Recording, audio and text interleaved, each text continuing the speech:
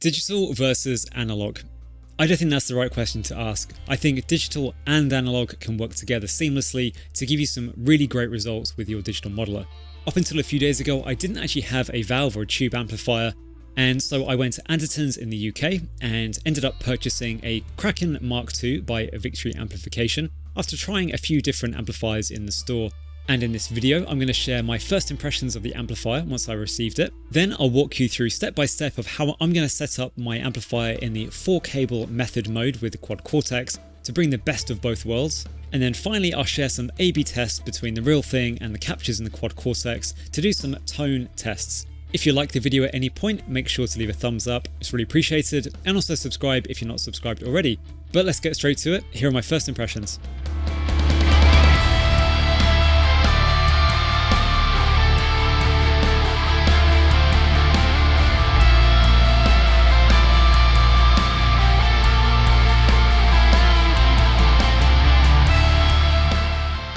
Okay, so I have unboxed the amp, and my first impressions is that it looks really great and very rugged and really high quality as well. I think looking at the construction, it looks really well built, and I'm excited to be using it. With the actual amp in the box came 2 foot switches, so I've got the crunch and gain foot switch. Then also we have the master and solo boost foot switch, like so. And the other thing which came with it was, of course, the power cable, like so.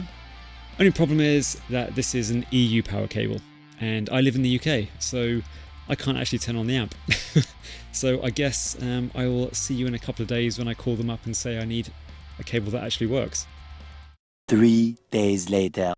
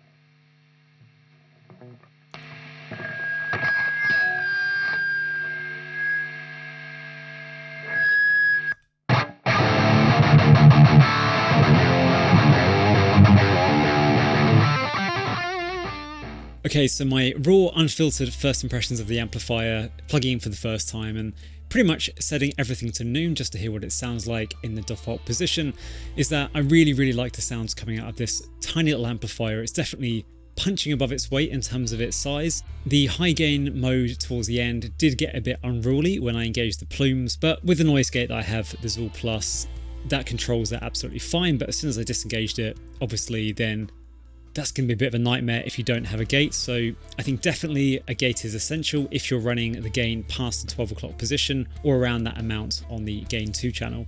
Considering this is a really high gain amplifier, I think the clean tones are actually really great. It's not going to give you that Fender sparkle, but at the same time, in terms of a compromise with the high gain channel, I think it sounds really great, and also, in my opinion, a bit nicer than some of the clean channels in other rival amps like the 5150. I actually really like the crunch channel as well for that edge of breakup, and when you dig into it, it's really going to open up as well. So it felt very open to me, and I really like the dynamics that you can get with that. I think maybe bringing the gain down slightly from 12 o'clock will give even more dynamic range and really unlock a lot of control with just using your volume pots and the intensity in which you pick. I really like the clean channel with the single coil split on this guitar, and then going into humbucker mode for the higher gain and crunch 1 channels. However, if I just had a humbucker guitar and trying to get a nice clean tone while also balancing a high gain tone, I think I might struggle a little bit with the shared EQ. But overall, I really like this amplifier, and in the low power mode, it sounds really great even at bedroom volumes, and the first impressions clip you just saw was me playing pretty much at bedroom volume as well. So really excited to get it into the studio and to crank it up on the high power mode. But in the next segment, I will show you how to set up the 4-cable method, and we'll go through the preset that I've set up in Cortex Control. Okay, so here is the demo preset for 4-cable method to alternate between the different preamps in the Quad Cortex and the one on the valve amplifier itself. In terms of the setup, there's just a couple of key things that you need to do to implement this. The first one is the utilization of an effects block. So right here we have the effects loop 1, which we're using to connect to the amp, which I'll go through the cabling in just a moment. Then later on we go through the normal chain as you would typically set up the lanes in the Quad Cortex. However, because I want to have both a front of house lane as well as a lane to go to the cab on stage with the actual amplifier, we've got that set up here. So the splitter goes into row 4, and then we just have the typical front of house route, which includes a speaker cabinet. And the cabinet I'm using in this particular preset is one I paid for and downloaded from the Celestion website itself, which matches exactly the cab I have behind me, which is a closed back 2x12 with neo creambacks, which isn't actually the normal choice you would tend to go for with a Victory Kraken. Typically it's matched with a V30, but I had this cab already and I actually really like what it does with the sound of the Kraken. It changes it up a bit from the typical V30 sound. Now, as we continue, we just go to out 1, which goes to the front of house, as I mentioned, and then out 3 is where we'll go back into the amplifier and utilize the power amp section of the amp, and then going into the cabinet. The way you're going to set it up, first you're going to put a cable into the effects loop 1 send from the Quad Cortex and connect that into the input of your guitar amp. Then you want to use the effects loop 1 return on the Quad Cortex to connect to the amplifier's effects send. Then you want to connect the Quad Cortex output 3 into your amplifier's effects return.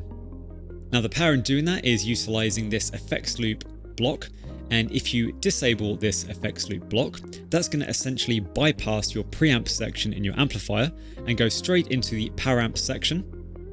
Alternatively, if you have it enabled, then it's going to go through the preamp of your amplifier and utilize the mode you have active in the amp at the time, whether it's your clean, crunch, or high gain sound.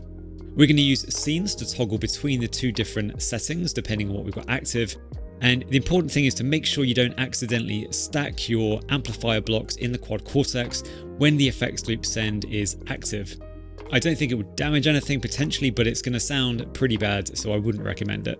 Here in GigView, you can see how I've set up scenes to correspond to utilizing the preamp or disabling it. So on scene E, we have the Kraken preamp enabled because we've got the effects loop active and we've disabled the other amp blocks in the preset. So for example, I'm going to leverage the foot switch that comes with this Kraken amplifier to be able to toggle between different modes, and I won't be doing anything on the Quad Cortex itself, like so.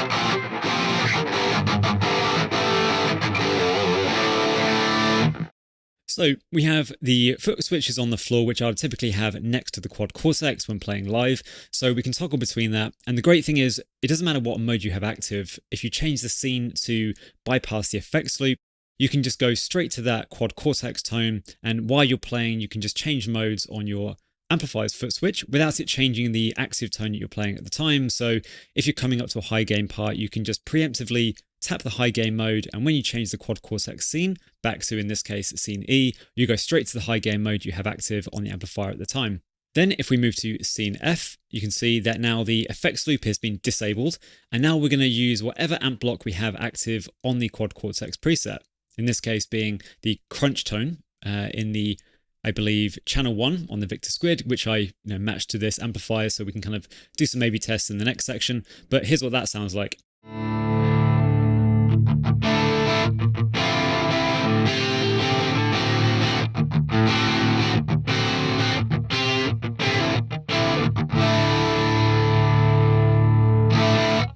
And if you want to do some A/B tests yourself, you can just toggle the crunch mode on your amplifier, and then you can just toggle between scene E and F to hear the difference.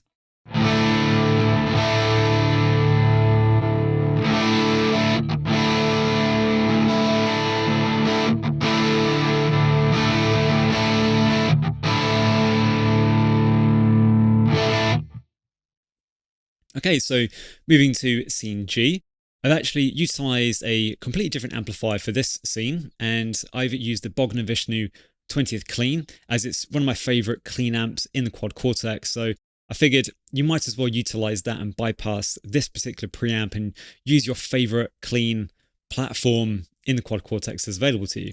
So this is what this sounds like with bypassing the effects loop in the Quad Cortex.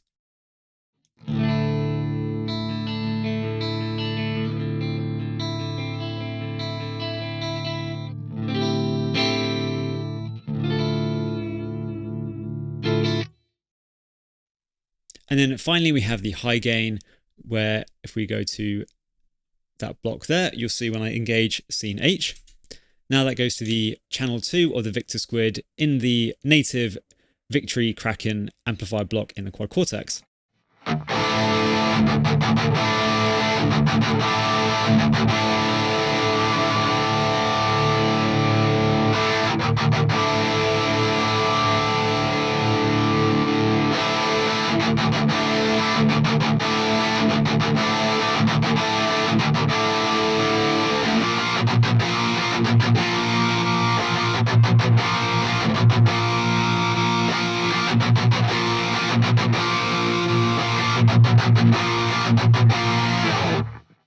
Now, a quick note and tip for getting this set up correctly is that you may find that depending on your amp and the models you're using in the Quad Cortex, there might be a bit of disparity in your volume levels. If that's the case, what you want to make sure you do is on the effects loop, that you boost the return level to get the sweet spot in terms of balance between your preamp on your amplifier and the amplifiers in the Quad Cortex.